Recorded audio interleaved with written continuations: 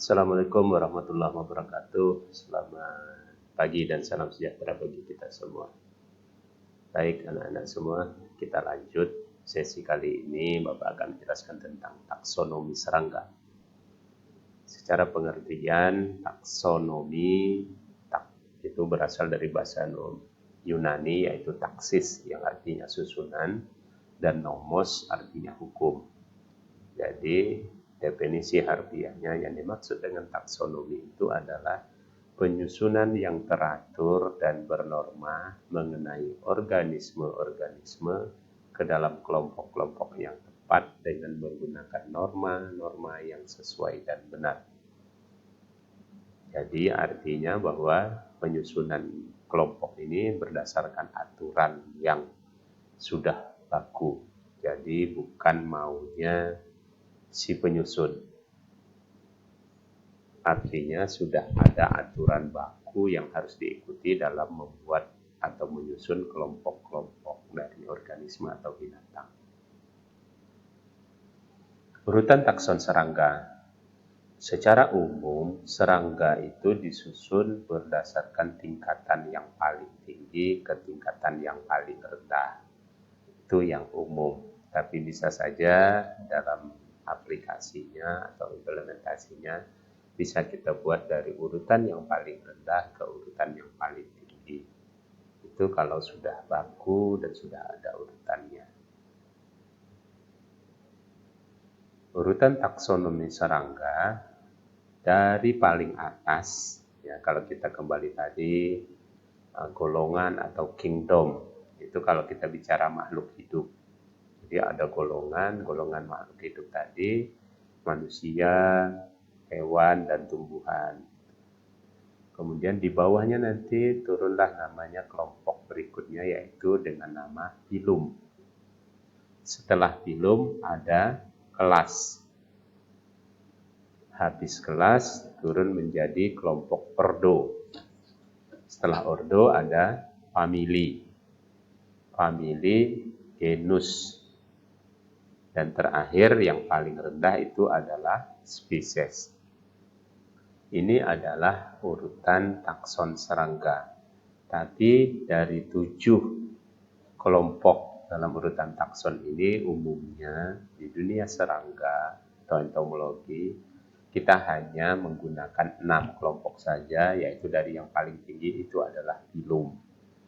Filum turun ke kelas, ordo, famili, genus, dan spesies. Sementara golongan atau kingdom biasanya tidak kita gunakan.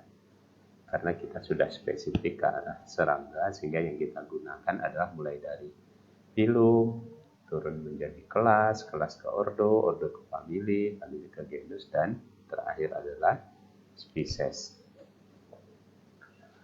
Contoh dari urutan takson serangga yang sering kita lakukan atau kita gunakan adalah filum. Contohnya filum itu adalah arthropoda. Jadi nanti kalau anak-anak bisa cari literatur di internet atau berbagai sumber lainnya, pahami apa yang dimaksud dengan filum arthropoda. Filum arthropoda itu, arthropoda artinya adalah kelompok hewan atau binatang yang mempunyai tubuh bersegmen-segmen, berruas-ruas atau berbuku-buku bahasa kita. Contohnya ular, kecoa, lalat, cacing, udang, itu adalah kelompok binatang atau hewan yang bentuk tubuhnya itu berruas-ruas, kalajengking, dan sebagainya. Kemudian kelasnya apa? Karena kita bicara tentang serangga, maka kelasnya adalah insekta. Insekta itu artinya serangga. Apa di antara serangga yang akan kita pelajari? Maka ada ordo di bawah kelas, yaitu ordo. Contohnya adalah salah satu ordo dari insekta itu adalah Hymenoptera. Ptera itu artinya sayap, himen itu artinya selaput. Jadi kelompok binatang atau hewan yang memiliki sayap seperti selaput. Kemudian dari ordo ini ada beberapa famili. Apa familinya? Dari familinya ordonya Hymenoptera itu salah satunya adalah famili Apidae. Apa genusnya? Genusnya adalah Apis. Apa spesiesnya? Spesiesnya adalah Apis mellifera. Ini terkait dengan spesies. Ini adalah kode etik dalam penulisan. Kode etik penulisan, kenapa saya garis miring, kemudian kenapa ada garis bawah, itu adalah dua teknik atau ciri dalam menulis nama spesies. Jadi spesies apapun. Umumnya nama spesies itu terdiri dari dua kata. Tapi ada 3 kata biasanya ditambah dengan penemu dari spesies itu. Siapa yang menemukan, atau bahkan ada 4 dengan lokasi atau tempat ditemukan spesies itu. Tapi umumnya ada 2 yang biasa kita gunakan, yaitu contohnya Apis mellifera. Jadi kalau 2 kata, cara menulisnya yang pertama itu huruf pertama dari kata pertama itu harus huruf besar. Setelah itu semuanya harus huruf kecil dan dicetak miring atau boleh tegak lurus tapi dikasih garis bawah. Itu adalah cara menulis nama spesies. Jadi dalam bentuk artikel apapun, makalah apapun. Jadi kalau terkait Anda menulis tentang spesies suatu binatang atau tumbuhan dan lain sebagainya, maka 2 cara ini yang harus Anda ikuti. Silahkan dipilih. 2 cara ini dalam menulis nama spesies. Oke, berikutnya kita ke pokok bahasan yang ketiga, hubungan serangga dengan manusia. Serangga itu di satu sisi tadi ada yang menguntungkan misalkan dari sisi estetis, contohnya kupu-kupu, banyak ragamnya kupu-kupu itu. Kemudian madu. Kemudian untuk proses penyerbukan, berbagai serangga yang membantu proses penyerbukan, sebagai contoh untuk tanaman salak dan lain sebagainya. Itu kalau tidak bantuan lewat serangga sehingga tidak terjadi proses penyerbukan dan pembuahan. Tapi di sisi lain, serangga itu juga ada yang merugikan, baik dari sisi nilai ekonomi, dapat menimbulkan gangguan atau penyakit. Penyakit ini yang sering nanti akan kita bahas terkait dengan peran dari serangga yang dapat menyebabkan penyakit. Hubungan serangga dengan manusia yang pertama adalah serangga itu bisa sebagai pengganggu ketentraman. Itu menyebabkan kita tidak bisa konsentrasi. Karena misalkan terlalu banyak alat di rumah kita sehingga kita tidak bisa tidur, tidak bisa belajar, banyak nyamuk dan lain sebagainya, atau banyak kecoa. Ya. Jadi tidak bisa konsentrasi, tidak dapat tidur.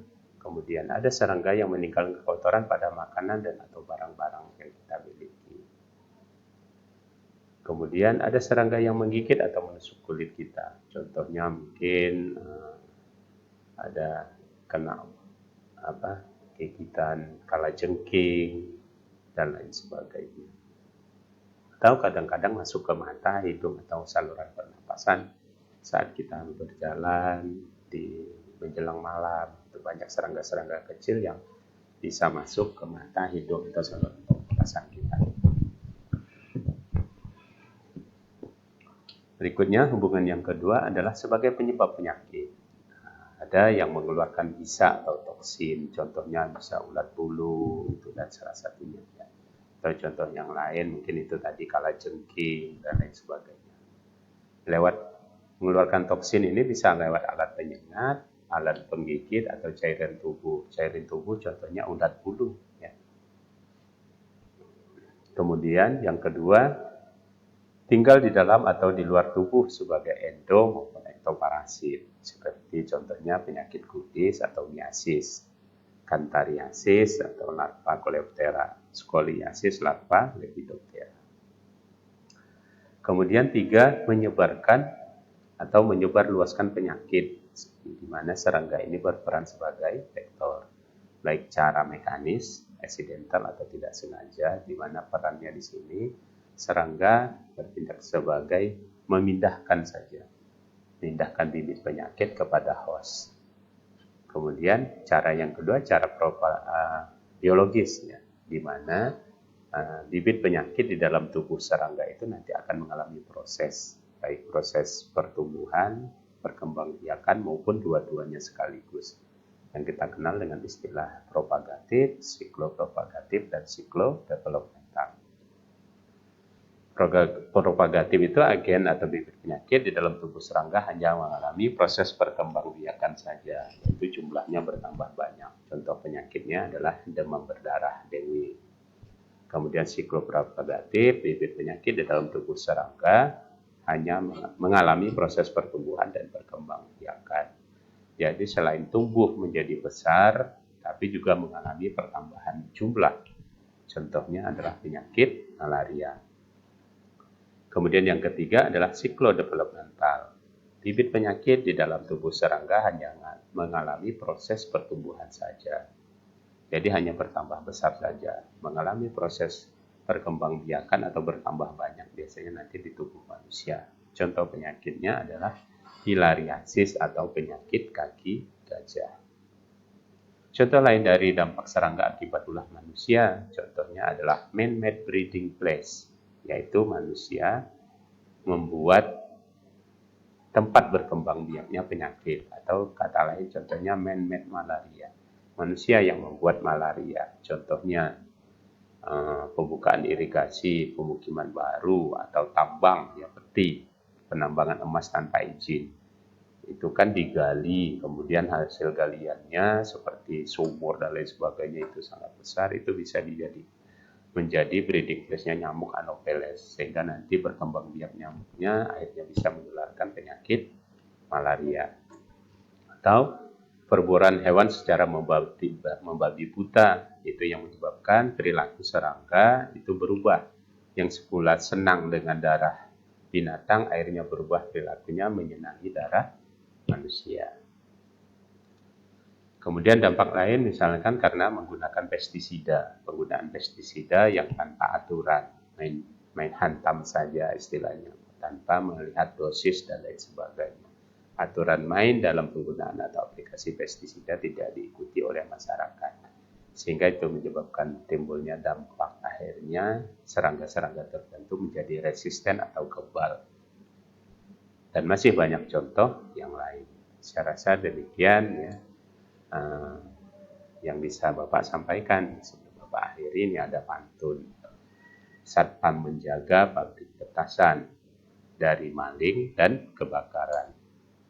Semoga Anda semua tidak bosan. Jadi kita ketemu lagi minggu depan. Demikian yang bisa Bapak sampaikan, kurang lebihnya saya mohon maaf. Wabillahi taufiq wal hidayah.